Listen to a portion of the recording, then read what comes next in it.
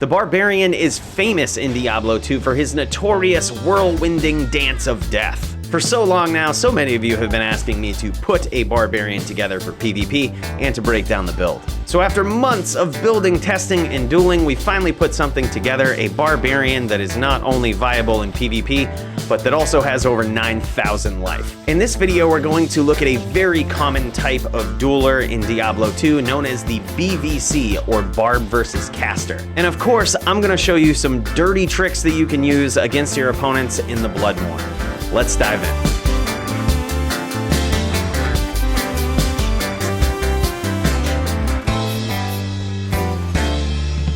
In order to present the best version of this BvC, or Barb versus Caster, I try to collaborate with as many legendary players in the community as I can. D.H.A has put together a handful of guides surrounding various Barbarian builds. This guy definitely knows his stuff and was a great resource for me throughout this process. So with his help and a bit of added help from SYNCHED, who is a legendary Barbarian dueler on US East, I think we put together a pretty solid version. Both of these guys have amazing dueling videos as well on YouTube, and I've linked both of their channels down in the description. Now, a big key point before we get into this is that there's actually a ton of different versions of the Barbarian. Many of them utilize Whirlwind, so it's often that they get confused. But certain setups of Barbarians are meant to do different things. There's also the BvA, or Barb versus All. There's the BvB, Barb versus Barb. And then of course we have a handful of fringe builds such as Conce, Zerk, Throw, Poison, and Frenzy. But the Barb versus Caster is going to be good for taking down your most common cookie cutter casters that we see in the Bloodmoor. I'm going to start by showing you the gear, the skills, the stats, and then we'll get into some PvP tips and tricks with this build that you will definitely find useful if you choose to build it. Let's start by taking a look at the gear. I'm going to start with the weapons because, believe it or not, this is what a lot of people get wrong, including myself when I first tried to build one of these. First and foremost, we're going to want Grief Berserker Axe. The added damage on this weapon, as many people know, is pretty OP. Although this Grief is pretty nice, it doesn't have to be perfect. Basically, all you're looking for is 34% or more increased attack speed, and obviously as much added damage as possible. And the other weapon is Beast Berserker Axe for that beautiful fanaticism aura. Not only does that bump up your damage quite a bit, but sort of the unknown factor is that it boosts your attack rating, which is super important with a physical damage character like this, where you're trying to physically hit your opponent, because it makes it easier to do so. The higher your attack rating, the better chance you have of hitting your opponent. Other good things about this item are the crushing blow and chance of open wounds. And the amulet is High Lords. It gives +1 to skills, but we really like this amulet for the % deadly strike based on character level. If you didn't know, deadly strike gives you a chance to do double damage when you hit your opponent. So the more of that we have, the better. The 20 IAS on this amulet doesn't necessarily matter for our main attack, Whirlwind, because Whirlwind only counts the attack speed that's on your weapons. But the 20 IAS does come in handy if you're trying to use Berserk in certain situations against your opponent, so it's not entirely dead. We have Enigma so that we can teleport and catch these pesky casters, and to help us meet the 63% faster cast rate breakpoint, we have Triangle's Claws. Now this setup that I'm showing right now meets the 63% FCR breakpoint, but I do have some secrets in the stash that takes advantage of the secret breakpoints that we showed off in a previous video, and believe it or not, on the BvC build, it actually pays some serious dividends in dueling. Also, to help us hit that 63% cast breakpoint, we wear Arachnid's Mesh, and along those same lines, we wear a 220 Barb Circlet. Now I will say, ideally, this circlet will have the Visionary mod on it, which is an ability that gives a % bonus to your attack rating based on your character's level. Those are extremely rare and expensive though, so I don't actually have one for this setup, but it is a very nice bonus if you can track one down. And while we're on the topic of this helm, this is also sort of where I diverged from D.H.A's build a bit. He swears by low and cham in the helm. The low rune will give you a bonus to your maximum light resistance, which is super good because there's a lot of lightning based characters in PvP. But instead of putting a cham rune as the second gem in this helm, which would give us the cannot be frozen ability, I actually just put a 7% faster hit recovery jewel in here that gives us a big boost to resistances. Cannot be frozen is kind of overrated on a BvC. Reason being is that when you're frozen on a Barbarian, the way that Whirlwind works is that you can actually hit your opponent more when you're frozen. And because our cast frames are not affected by being frozen, and additionally we don't do much running around with the character, being frozen can actually benefit us in a lot of situations. And the matchup that most people worry about for cannot be frozen is versus druids. Sometimes it can actually be good to be frozen against a druid. However, we still do have options in our stash to swap out to if we do want to utilize the cannot be frozen ability against a druid. And the final piece that gets us to our 63% FCR breakpoint is our ring. You're gonna need 10% faster cast on this ring, but some other really good abilities to have are minimum damage, attack rating, resistances, or dexterity. Having a boost to strength can also increase your damage, so that's not a bad one either. And our other ring is a wisp projector. This is actually good for a couple of reasons. Remember, we were talking about the variety of lightning characters that exist in PvP.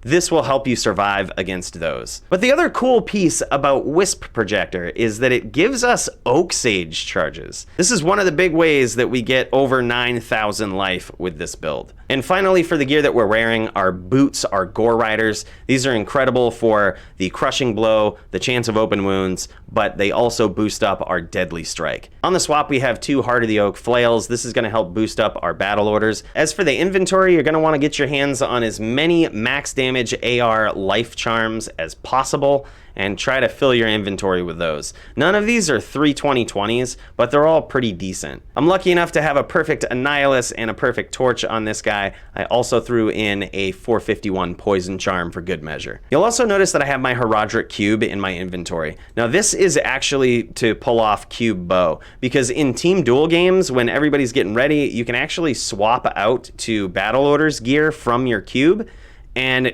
provide a huge battle orders bonus to yourself and your team. If you do choose to go this route, you would want to have at least a +5 to battle orders helm in the cube, probably +6 would be best, a War Cries amulet, and then I just have a couple of SOJs. And also, if this is your thing, feel free to have a demon limb in your cube as well. You can use the enchant charges here to boost up your attack rating quite a bit. You'll notice that when we do have that active, our whirlwind attack rating is also 9,000.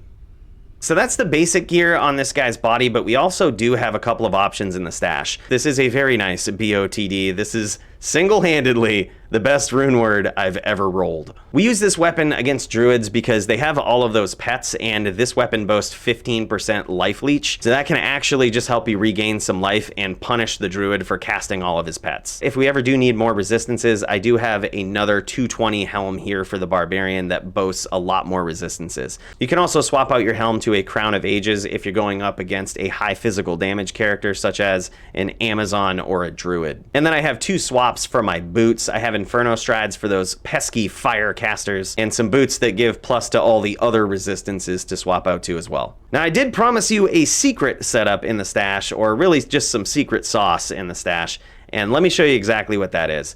I have a 220 Barb amulet here that I often switch out to for a very specific reason. This will push us to 90% cast, which gets us just over the secret breakpoint that we talked about in another video. Now, you might be wondering why that's useful or what the whole purpose of that is. If you've ever built a Barbarian with 63% cast before, you might have noticed that when you start teleporting around, it can feel like you're lagging sometimes. The screen will blink black, and it will just feel like you're kind of behind where you should be in casting. A lot of times that does have to do with slightly slow ping, but the way that you can fix it is to go to that secret hidden breakpoint of 86%. I don't claim to know exactly how it fixes that problem, but it seems like having your action frame be 1 frame faster with 86% FCR really does put a damper on that black screen or double teleporting. And to be fair, you actually don't need exactly 20% cast on this. You can get away with 18%. Also, I do have some charms in the inventory in the rare instances where we need to buff up our resistances a little bit more, and that will come at the cost of swapping out some of our max damage AR charms for them. Let's take a quick look at the skills for this guy. Let's start with the Combat Masteries tab here. Whereas we use axes as our main weapon, we are going to max Axe Mastery. This is going to give us a big bonus to our attack rating, our damage, and it adds some inherent critical strike, which works basically the same as Deadly Strike. And for the rest of the skills on this tab, we just put 1 point into each of them that you see here. As for combat skills, Whirlwind is our main attack, so we're going to maximize that. Might also notice another weird skill that's maxed up here. This is Leap. If you've never used Leap on a Barbarian before, you might not know how broken this skill really is. When you do really short leaps in dueling, it actually stuns your opponents who are close. And the higher level that this skill is, the bigger the radius that it stuns your opponent. This is especially useful in team duels. In fact, it's one of the most important things a team dueling barb can do. Just imagine mind blasting an entire team of opponents. That's literally the power and the capability of this skill in the right situations. People love barbs in team duels, and this is one of the big reasons. And of course, battle orders, that's also a good bonus. The rest of the skills on this tab just have 1 point into them. As for the War Cries tab, we put 1 point into Battle Command, which increases our skill levels. We maximize battle orders, and then we put the rest of our points into Shout. The stats are actually super complicated. What you want to do is hold Shift and click on Vitality. As with most builds in Diablo 2, gear isn't everything. In light of this, I'm going to go over some basic and some not so basic strategies to use with this BvC. Let's start with some basic strats. First and foremost, many people think they know how to whirlwind in triangles with a Barbarian, but they often get it wrong. While it is true that you want to whirlwind in small triangular patterns, the pattern is probably a lot smaller than most people think. Most people think that you would want to do a triangulated pattern about an inch around your opponent. You actually want to do it as small as possible. Picture like a centimeter wide triangle